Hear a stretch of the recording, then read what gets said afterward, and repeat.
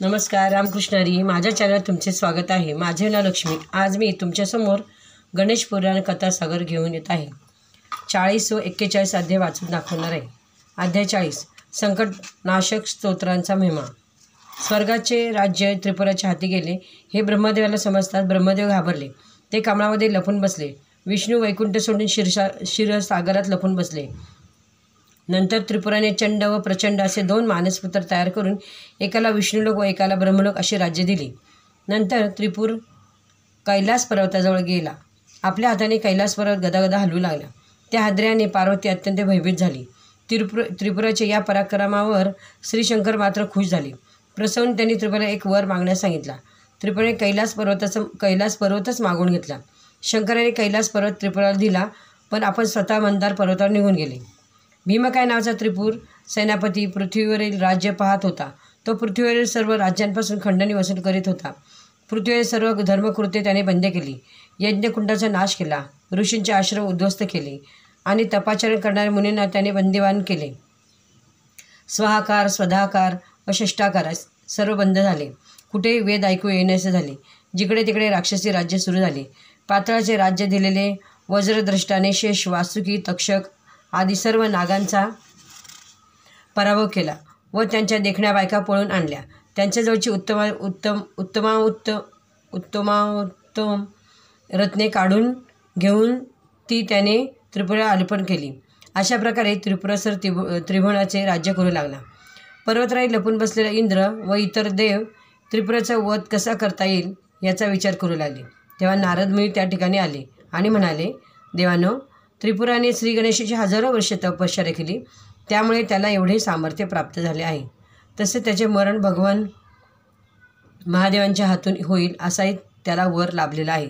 तुम्हाला जर त्रिपुराचा नाश करायचा असेल तर श्री गणेशाची आराधना करून त्याला प्रसन्न करून घ्या, म्हणजे ते तुम्हाला मदत करतील. देवांना एकाक्षर मंत्राचा उपदेश करून श्री गणेशाची तपश्चर्या करण्यास सांगितले व ते तेथून निघून गेले. सर्व देव एकाक्षर मंत्राचा जप करत महागणपतीची तपश्चर्या करू लागले. खूप वर्ष झाल्यावर देवांची तपश्चर्या फळाला आली. श्री गणेश प्रसन्न होऊन त्यांच्यापुढे उभे राहिले. तेव्हा सर्व देवांनी अष्टश्लोक करून श्री गणेशाची स्तुती केली. म्हणून त्या श्रोत्याला संकटनाशक स्तोत्र असे म्हणतात. जो कोणी दिवसातून 3 वेळा भक्तिपूर्वक या संकटनाशक स्तोत्राचा पाठ करेल त्याला कोणत्याही प्रकारचे संकट येणार नाही, असा या श्रोताला श्री गणेशाने वर दिला. अध्याय 41 कलाधरांची मागणी. ब्राह्मणाचे रूप घेऊन देव त्रिपुराकडे गेला. तेव्हा त्रिपुर सिंहासनावर बसला होता. त्रिपुराने ब्राह्मणाला पाहिले व त्याचे स्वागत करण्यासाठी पुढे गेला.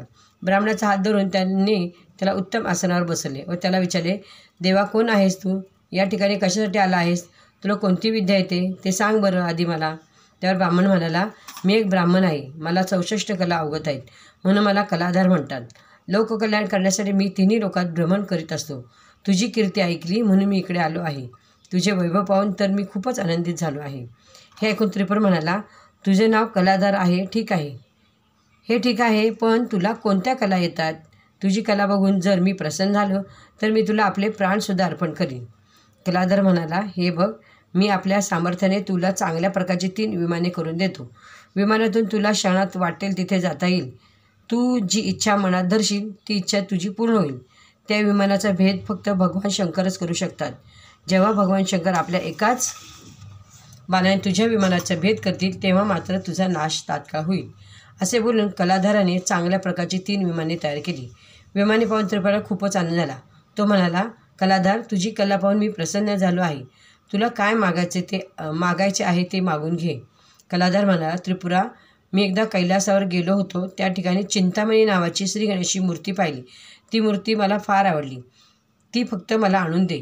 त्रिपुरा म्हणाला, बस, फक्त एवढंच. आत्ता जातो कैलास पर्वत आणि शंकराकडून घेऊन येतो गणेशाची मूर्ती. नंतर त्रिपुराने ब्राह्मणरूपी गजाननांची षडोपचार पूजा करून त्याला 10 गावे आणि मौल्यवान वस्तू अर्पण केल्या. रामकृष्ण हरी. हा व्हिडिओ आवडल्यास लाईक करा, शेअर करा. रामकृष्ण हरी. धन्यवाद.